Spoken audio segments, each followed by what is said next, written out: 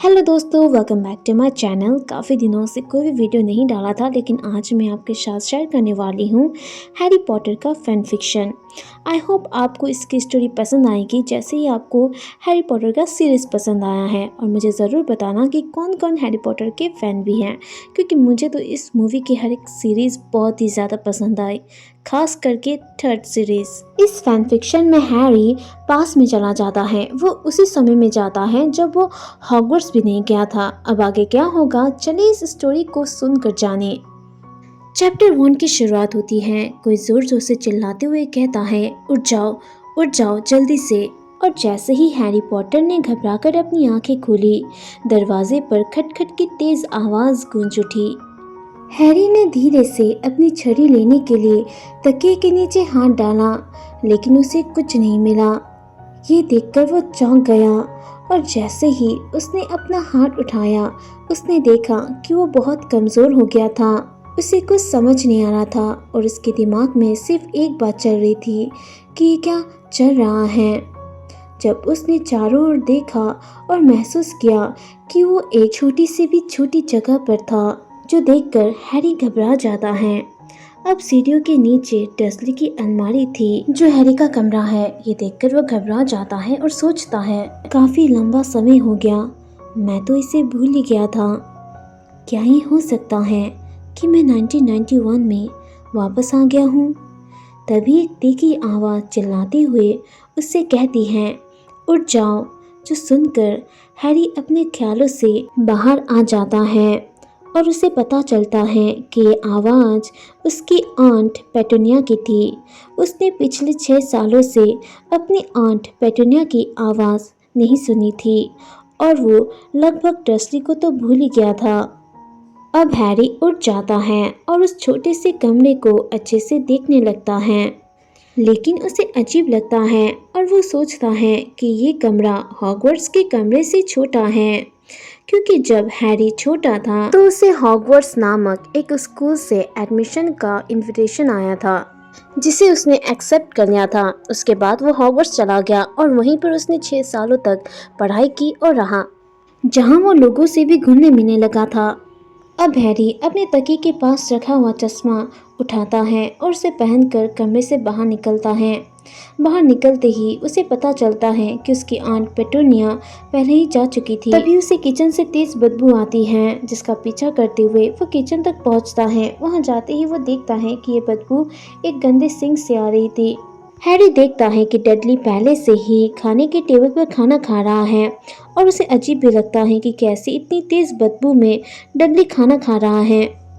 वैसे भी उसकी भूख एक भूखे सूअर जैसी है। अब दूसरी तरफ हैरी को अंदर आता हुआ देख उसके अंकल बर्नर्ड इससे पहले गुस्से में उसे कुछ कहते, तभी मेलबॉक्स खटखटाने की आवाज आने लगी और दरवाजे के पास डोरमेट में खत गिरने लगे। ये देखते ही अंकल बर्नर्ड गुस्से में चिल्लाते हुए हैरी से कहते हैं, तुम वहाँ क्यों खड़े हो? और अपने बेटे डडली से कहते हैं कि एक स्टिक लाओ, क्योंकि वो हैरी को मारना चाहते थे। डडली खुश हो जाता है, लेकिन जैसे ही वो स्टिक को लेने वाला होता है, हैरी उसकी ओर गुस्से से देखता है और खत लेने बाहर चला जाता है। अब हैरी को डोरमेट में 3 खत मिलते हैं, जिनमें से पहला खत उसकी आंट पेटूनिया का होता है, दूसरा खत बिल का लग रहा था और तीसरे खत में सुंदर हरे रंग के इंक से कुछ लिखा हुआ था और देखने में वो अट्रैक्टिव लग रहा था। उस खत में हैरी का नाम लिखा हुआ था, जिसे देखकर हमें लगता है कि वो खत हॉगवर्ट्स से आया था। हैरी गहरी सांस लेता है और उस खत को पलट देता है। उस खत में हॉगवर्ट्स की मोहर लगी हुई थी। ऐसा ही खत हैरी को 6 साल पहले मिला था, जब वो हॉगवर्ट्स जाने वाला था। अब अंकल बर्नर हैरी को किचन में बुलाते हैं। हैरी उन खतों को अपने हाथ में लेकर किचन की ओर जाता है। उसने 2 खतों को टेबल पर रख दिया और अपने खत को सावधानी से खोलने लगा। तभी डडली ये सब कुछ देख लेता है और चिल्लाते हुए कहता है, पिताजी, और इशारा करता है। ये देखते ही अंकल वर्नर गुस्से से हैरी की ओर देखते हैं और उसे सबक सिखाने के लिए उसकी ओर बढ़ते हैं। हैरी समझ जाता है, उसे ऐसा लगता है कि कोई उसके पीछे से हमला करने वाला है, तो अपना हाथ उठाता है, जिसकी वजह से अंकल वर्नर हवा में उड़ने लगते हैं। यहाँ हैरी ने बिना किसी जादू और बिना किसी मंत्र के अपने अंकल वर्नर को हवा में उड़ा दिया था, क्योंकि वह हॉगवर्ट्स का सबसे मशहूर और सबसे अच्छा जादूगर था। विंगाडियम लेवियोसा एक ऐसा मंत्र है जो चीज़ों को हवा में उड़ाता है। वहीं दूसरी ओर इसका उल्टा डिसेंटो मंत्र है जो चीज़ों को धीरे से नीचे गिराता है। ये मंत्र हैरी को सेबेस्टियन ने सिखाया था, जो नागशक्ति हाउस का था। अब हैरी अपने अंकल वर्नर के भारी शरीर को देखते हुए सोचता है कि उन्हें जोर से नीचे गिराना खतरनाक हो सकता है, इसलिए वो उन्हें बीच में ही लटका देता है। अब अंकल वर्नर जमीन से कुछ इंच ऊपर ही हवा में उड़ रहे थे। अब ये सब कुछ देखकर अंकल वर्नर को गुस्सा आने लगा था। अब वो हैरी को अनाप शनाप बोलने लगे थे, जो सुनकर हैरी को भी गुस्सा आ जाता है, तो अपने जादू से उनका मुंह बंद कर देता है। वो उनसे पूछता है, आपको कोई प्रॉब्लम तो नहीं है ना अंकल?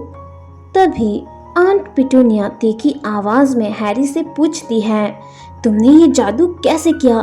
तुम तो अभी तक हॉगवर्ट्स भी नहीं गए हो। ये सुनते ही हैरी सस्पियस नजर से अपनी आंट पेटूनिया की ओर देखता है और उनसे पूछता है, आपको हॉगवर्ट्स और जादू के बारे में कैसे पता है और आप इसके बारे में कितना जानती हैं? ये सुनते ही हैरी की आंट पेटूनिया को घबराहट की वजह से पसीना आने लगता है। हैरी इस बात को नोटिस कर लेता है कि उसकी आंट पेटूनिया उससे कुछ छुपा रही है। वो उनसे पूछता है, आप मुझसे क्या छुपा रही हो? तभी हैरी की नज़र डडली पे पड़ती है, जो अपनी जगह पे फ्रीज हो गया था, यानी कि जम गया था, और उसकी आंट पेटूनिया बहुत ज़्यादा डरी हुई थी। ये देखते ही हैरी अपनी आंट पेटूनिया से पूछता है, क्या आप मुझे बताओगी कि आप मुझसे क्या छुपा रही हो? उसकी आंट पेटूनिया चिल्लाते हुए कहती है, नहीं, बिल्कुल नहीं। ये सुनते ही हैरी खतों को एक साइड रखता है। उसे अपनी आंट पेटूनिया का रिएक्शन देखकर और अपने अंकल वर्नर जो हवा में उड़ रहे थे और स्ट्रगल कर रहे थे, उन्हें देखकर हैरी को उन सालों की याद आती है जब वो लोग उस पर अत्याचार करते थे। ये कोई ऐसी चीज नहीं थी जिसे एक जादुई स्कूल में 6 साल पढ़कर भुलाया जा सके। लेकिन हैरी को डर्सली परिवार से कोई शिकायत नहीं थी, लेकिन उसकी आंट पेटूनिया की हरकतों ने उसे सख्त दिल का बना दिया। अब हैरी अपनी आंट पेटूनिया से कहता है, आपने लेज़ी मिलो जादू के बारे में तो सुना होगा, जिसका इस्तेमाल कर किसी भी इंसान के दिमाग को इजीली पढ़ सकते हैं। शांत होते हुए अपनी आंट पेटूनिया से कहता है, लेकिन अफसोस, अब मुझे इस जादू का इस्तेमाल आप पर करना होगा। ये सुनते ही आंट पेटूनिया के होश उड़ जाते हैं और वह हैरी को ऐसी नज़रों से देखती है जैसे वो कोई अजनबी हो। लेकिन आंट पिटूनिया ये नहीं जानती थी कि फिनिस निकोलस ब्लैक के बदौलत हॉगवर्ट्स के प्योर ब्लड जादूगर को अनुशासन सीखना जरूरी था। इसका मतलब है कि वो हॉगवर्ट्स के बाहर जादू नहीं कर सकते। यहाँ तक एक पत्थर भी 6 साल बाद पानी का स्वाद सोख लेता है। लेकिन हैरी की बात ही अलग है, वो स्वाभाविक रूप से ही एक चालाक जादूगर है। हैरी की ऐसी बातें सुनकर आंट पेटूनिया डर जाती है और वो उससे कहती है, ठीक है, मैं तुम्हें सब कुछ बताती हूँ। वो हैरी से कहती है, तुम्हारे माता पिता एक बड़े जादूगर थे, लेकिन उन दोनों को एक शक्तिशाली जादूगर ने मार डाला। बस मैं इतना ही जानती हूँ। मुझे समझ नहीं आता उस घटिया हॉगवर्ट्स स्कूल में क्या पढ़ाया जाता था।